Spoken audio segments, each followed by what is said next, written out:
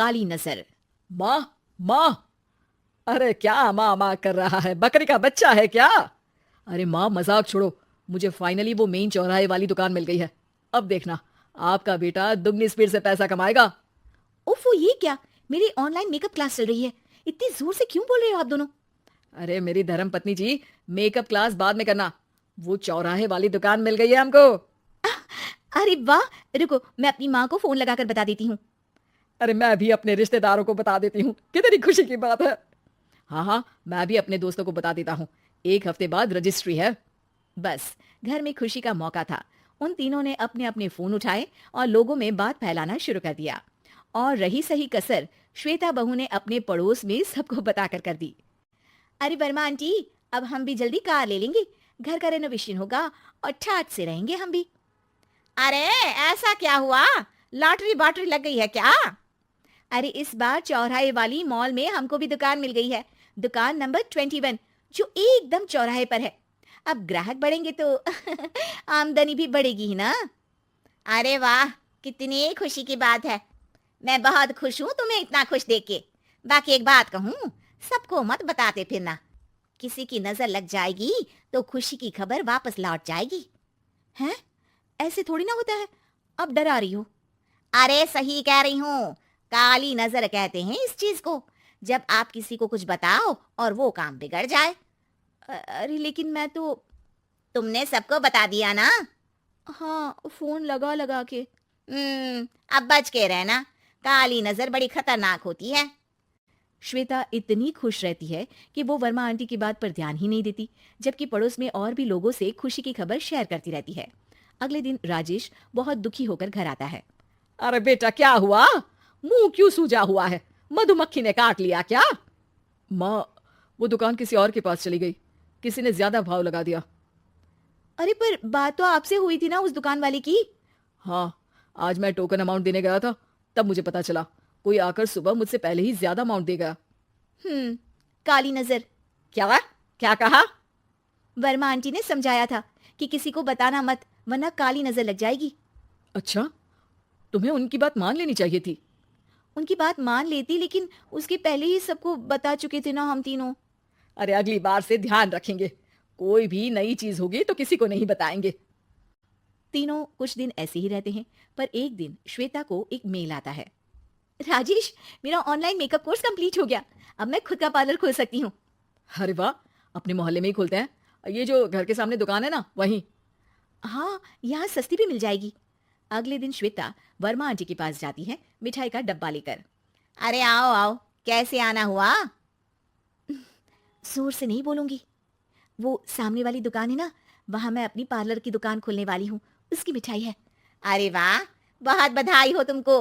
हाँ, मैं कमाने लगूंगी तो राजेश पर पूरे घर का बोझ नहीं रहेगा ना आंटी जी।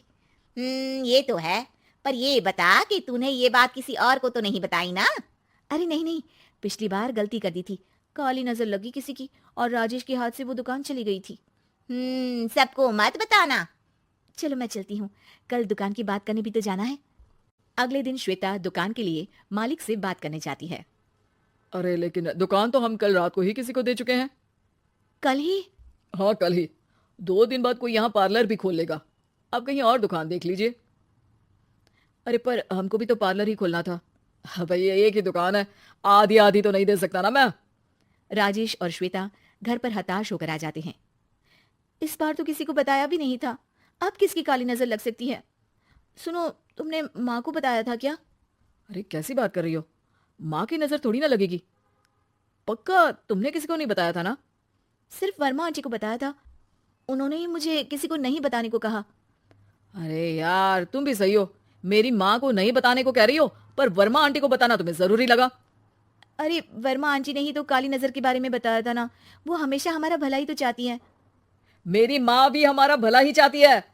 अरे पर चिल्ला क्यों रहे हो? बात नहीं कर सकते क्या आराम से? नहीं आता आराम से बात करना, और करना भी नहीं चाहता हूं मैं। दुकान जाने का दुख गुस्से में बदल गया था और राजेश और श्वेता में बात बंद हो गई थी। 2 दिन बाद मोहल्ले में पार्लर का इनॉग्रेशन हुआ, जिसमें मोहल्ले के सभी लोगों को बुलाया गया, पर श्वेता, राजेश और माँ नहीं जाते। माँ, अंदर आ जाओ, क्या देख रही हो? अरे नया पार्लर देख रही हूँ अपने आंगन से। देखो, माँ को दूसरे का सुख देखने में कितना मजा आ रहा है, मेरा दुख नहीं दिख रहा इन्हें। यहाँ मेरा पार्लर भी तो हो सकता था। अरे चुप रहो यार, हर बात में लड़ाई क्यों ढूंढ रही हो? राजेश और श्वेता फिर बहस करने लगते थे। तभी माँ ने दोनों को बाहर बुलाया। अरे जरा देखो तो दुकान चलाने वाले का बोर्ड पर नाम क्या लिखा है? श्रुति वर्मा। गाड़ी निकाले बेटा, हमें कहीं जाना है। काली नजर का इलाज कराने? राजेश अपनी बाइक निकालता है। तीनों ट्रिपलिंग कर रहे हैं। माँ राजेश को उस मॉल वाली दुकान पर लेकर जाती है जहां राजेश अपनी दुकान खोलने वाला था। यही दुकान लेना चाहता था ना तू? हाँ, पर इनको भी दुखी करने लेकर आई हो क्या यहाँ पर दुकान दिखाकर? वहां काफी नहीं था? अरे श्वेता, थोड़ा सब्र रख, अभी पता चलेगा कि हम यहाँ क्यों आए हैं। बता, इस दुकान चलाने वाले का नाम क्या है? अनुपम वर्मा। कुछ समझ में आया? वो दुकान वाली श्रुति वर्मा, ये दुकान वाला अनुपम वर्मा, और हमारे पड़ोस में हमने उस दुकानों के बारे में बताया किसको था? वर्मा आंटी को। मतलब वर्मा आंटी ही हमारा काम बिगाड़ रही है? नहीं नहीं, ऐसा नहीं हो सकता, ये बस इत्तेफाक है। राजेश अपना फोन निकालता है और श्रुति वर्मा और अनुपम वर्मा के नाम फेसबुक पर सर्च करता है, जहां ये दोनों ही वर्मा आंटी के रिश्तेदार होते हैं। श्वेता को समझ में आ जाता है कि वर्मा आंटी की ही नजर काली नजर है। अब क्या करना है? कोई भी खुशी की खबर हो तो काली नजर से बचना है, यानी वर्मा आंटी से बचना है।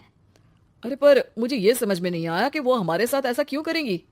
अरे बेटा, एक सीख है, दूर के आदमी को आपकी तरक्की से कम परेशानी होगी, पड़ोसी को ज्यादा।